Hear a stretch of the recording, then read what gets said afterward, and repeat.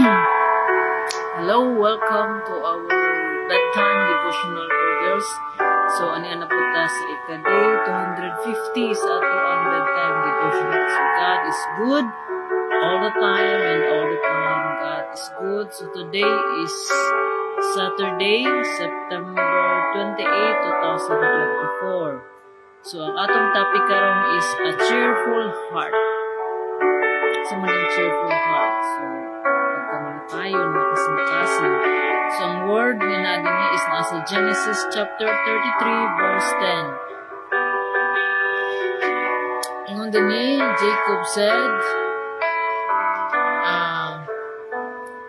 "No, if I have found favor with you, please accept this gift from me.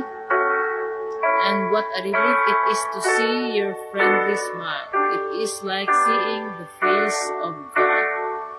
So, sa Bisaya pa, mingon si Jacob, "Dili mahimo kung tinuod ka gipasaylo mo ako, dawata ang akong gasa, kung alang kanako, ang pagtan-aw sa imong naong samara, nga nagtan-aw, ako sa naong sa Dios,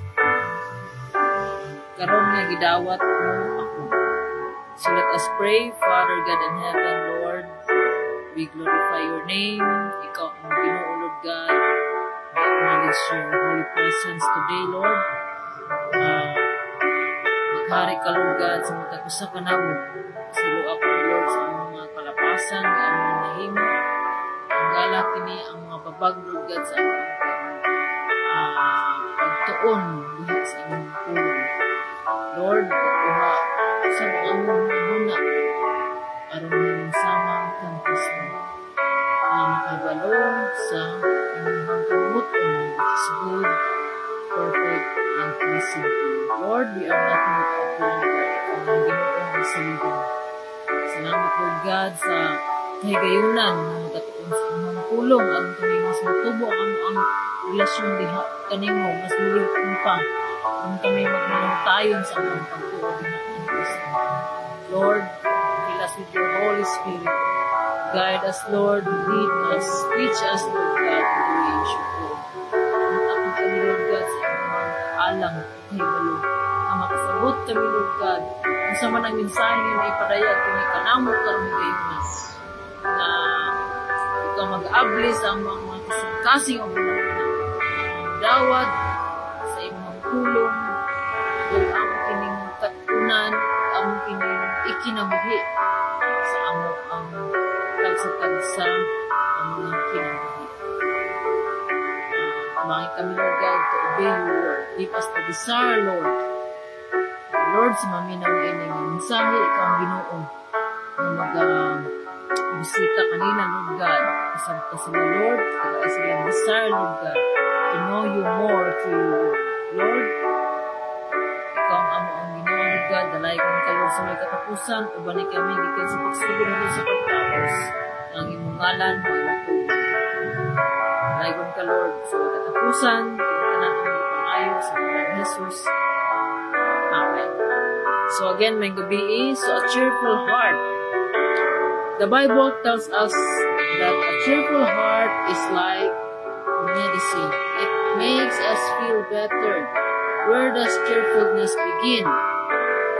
So, it begins inside each of us. It begins in the heart. So, let's be thankful to God for His blessings and let's show our hearts by sharing good cheer wherever we go. So, make sure that you share a smile and a kind word with as many people as you can.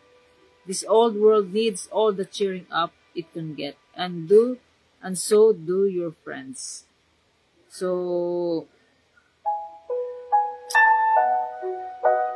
ato ang devotional karon is reminding us that we should be a joyful Christian.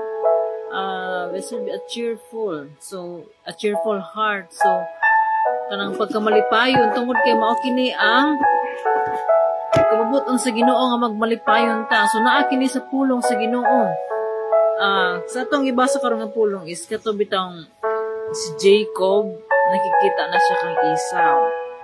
So, si Jacob ug si Esau, they are twins. So, tungod sa mga panghitabo, if we read the Bible, the Old Testament, so nagkabulag na sila tungod kay na sila yung mga misunderstanding, but because of the grace of God, gipasig-uli ang ilang relasyon. So mao kini nga ingon ni Jacob nga kung tinuod na kang gipasaylo, kung tinuod na gipasaylo, tungod ang Jacob nga pangalan is deceiver na siya.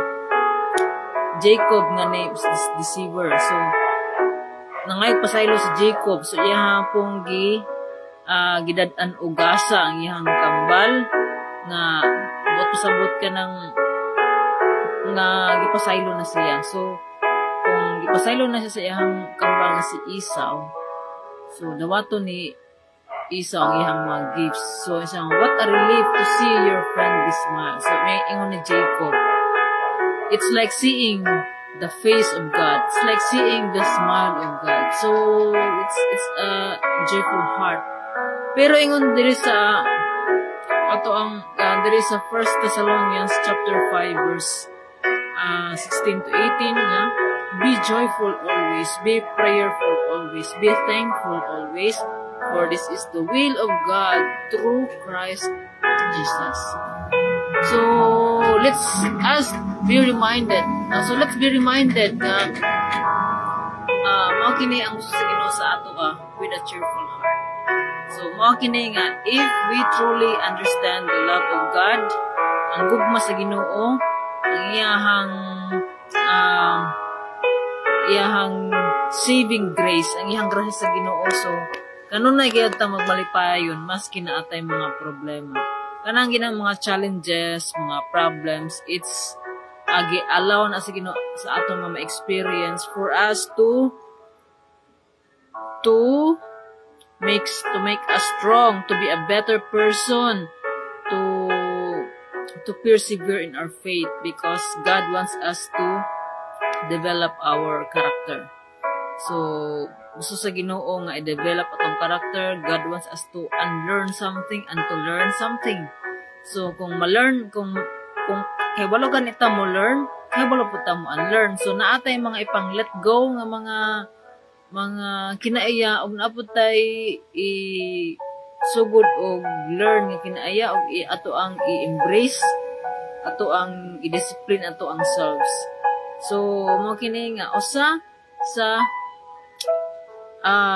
sugo sa Ginoo is to be joyful always. So ang being joyful is naa kini sa atong kasing-kasing. Mao na nga kanabitang kung sa una wala pa ta nakaila sa Ginoo, murag sige ra tag kasuko, kalagot, tungod na kay mao kanang ato ang nasa to ang kasing-kasing. So it's ang nagikan ana is ang pride. Because of the pride, we want to manipulate the people around us. If we want to manipulate the people, kung dili sila makamit sa atong expectation, mao na nga masukuta. So mao na nga but let's be reminded nga we are not in control. We are not God, and every one of us has its own free will, freedom to choose. So dili kita makabuot kung unsa ang ato ang ipapili sa ato ang sa ubang mga tao. So masigan ni atong mga anak magbuot gani pud sila ilaha. So mao na nga misisa ang mga bata ato pong ginatudluan. What we can do is to teach them while they are young. Samtang maminaw pa sila, samtang matudluan pa while they are young. Kaya kung madagko na, yung pang madagko na kuno ang mga dili na maminaw. So mao na nga, let's teach our children to obey. So lisod kayo ang mahimo kang obedient kanang sa ato alang paningkamot. Kaya masigan ang bata magbuot-buot na po sa iya. Di gani siya mo acknowledge og authority. Meaning ana, dili gani mo acknowledge og authority, meaning dili mo acknowledge sa ato ang pagkaginikanan. So bata pa gani na. So mo na nga we need to teach them, because the Bible tells us so, nga to discipline our children while they are young. So children, obey your parents in the Lord. So mo na nga as parents, so if we want them to obey our children, so we should be a good example of being obedient. Because action speaks louder than words. So what we do, mao na siya matatak. Mao na siya sundon sa ato ang mga anak more than our words. So dapat ang ato ang words or ato actions magkuan sila mag inline. So dapat same sila. So mao na nga maningkamot ug maningkamot ta, because dili man nato ma-perfect ang tanan, but with the guidance of God, so magiyahan nato ang atong mga kabataan in God's way. So our children can be anyone they want in God's way. So kung unsa ang gusto sa Ginoo sa ilaha, ato silang i-guide. So dili nga tanan they can be anyone they want. No, we have to teach them that they can be something God wants them to do, wants them to be. Kay naay plano ang matag usa kanato, naay plano ang Ginoo matag usa kanato, because we are created in the image of we are created in the image of God. And God is good. And if God is good, so we are His creation, so we are good. But because of the environment, because of the upbringing sa atong kinabuhi, so kainggit nga, am I that good? So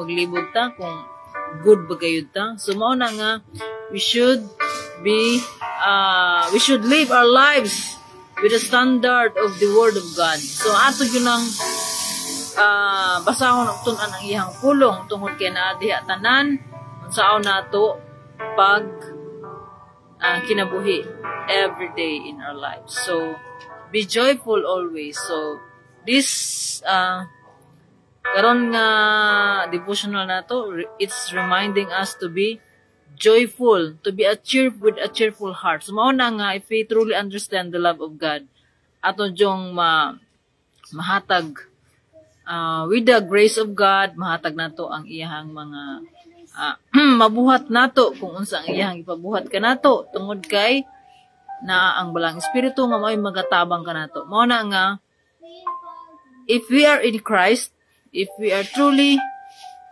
follower of Christ, if we are truly believers of Christ, we are a new creation. The old is gone, the new has come. Kung kaniadto, sige ta kasuko, di ta malipay, murag taod-taod lamang, murag atong naong, masabitan na og kuan, kaldero, ana ba? So, karon malipayon na ta, sige na tag-smile, miskin na atay mga problema. Because, ang atong paglaom wala sa mga butang, wala sa tao, kundi tua sa Ginoo nga mao'y nagbuhat kanato. So trust in the Lord with all your heart and do not lean on your own understanding. In all your ways acknowledge Him and He will direct your path straight. So kinsa katong naluyahan, nagikapuyan, doo lamang sa Ginoo o papahulayon kini. So who is God? Ingon ba? Who is God? God is the Bible. Okay, in the beginning, there was a Word, and the Word was with God, and the Word was God. And the Word became flesh and dwelt among us. O kining a Word mao si Jesus, and kining pulong sa Ginoo mo ni si Jesus, and Jesus is God, and mao kini nga kung moduol ta sa Ginoo, kinahanglan moduol ta sa iyang pulong. Tungod kay mao kana ang Ginoo nga magatudlo kanato unsa ato ang pagabuhaton. So kining tanan, grasya sa Ginoo, ang Ginoo mag-auban kanatong tanan. To God be all the glory. So let us pray. Father God in heaven, thank you Lord for reminding us to be a joyful Christian. Lord, sa mga tinuon nga nituo diha kanimo Lord God, ikaw magalig-on kanamo Lord God nga mas mahiyo pa kaming malipayon Lord aron makita Lord God sa mga tao nga wala pa diha kanimo nga ikaw ang Ginoo nga angayan namong alagaran, tuuhan ug saligan kay ikaw makahatag Lord sa kalipay nga amo ang gipangita sa among kasing-kasing sa among kinabuhi. Kay may magula ikaw Lord God, ikaw ang Ginoo nga may bag-o Lord God sa among nahuna sa among kinabuhi nga ma-maximize na mo kung unsang amo ang imong ipabuhat ninyo kanamo Lord God with your help. Lord, we are nothing without you Lord God. All our help comes from you because ikaw lamang ang tinuod nga makatabang sa amo ang mga kalisdanan. Okay, ikaw ang adunay plano sa matag usa kanamo. Lord, tabangi kami na kung sa imong plano mausab ang amo ang pagabuhaton. Laygon ka Lord, salamat sa imong pag-uban kanamo Lord God. Ikaw ang Ginoo nga maoy panalangin, touch Lord God sa mga taong maminaw sa imong tulong.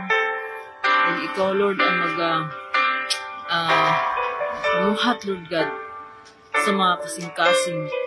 Pag-uha kami Lord God ngayong sama kang Kristo. Laygon ka Lord, sa way katapusan ang tanang dugong ug himaya kanimo lamang sa ngalan ni Jesus. Amen. So thank you. Good night and God bless us all. So tomorrow is Sunday, so we should celebrate with God.